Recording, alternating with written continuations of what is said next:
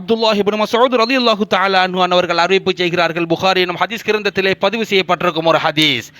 கண் புருவங்களை அழகுக்காக கண் புருவங்களை தனக்கு இஷ்டப்பட்ட மாதிரி இறைவன் கொடுத்த கண் புருவங்கள் இல்லாமல் தனக்கு இஷ்டப்பட்ட மாதிரி யார்களெல்லாம் கண் புருவங்களை அமைத்துக் கொள்கிறார்களோ அவர்களுக்கு இறைவனின் சாபம் உண்டாகட்டும் என்றார்கள்.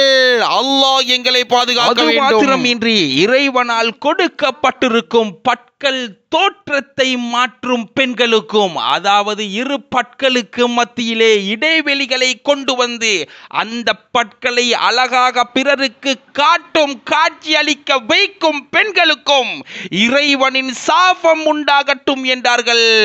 பயந்து கொள்ளுங்கள் இறைவனை பயந்து கொள்ளுங்கள். பிள்ளைகளை சுமந்திருக்கும் தாய்மார்களே இறைவனை பயந்து கொள்ளுங்கள்.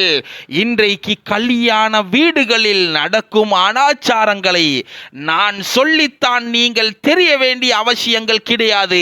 கல்யாண வைபவங்கள் வந்துவிட்டால் அனாச்சாரங்களும் கூத்தும் கும்மாளமும் பெண்களினுடைய மேக்கப் என்ற பெயரில் பெண்கள் அலங்கரிக்கும் அலங்காரங்களும் அனைவராலும் அறியப்பட்ட ஒரு விடயமே.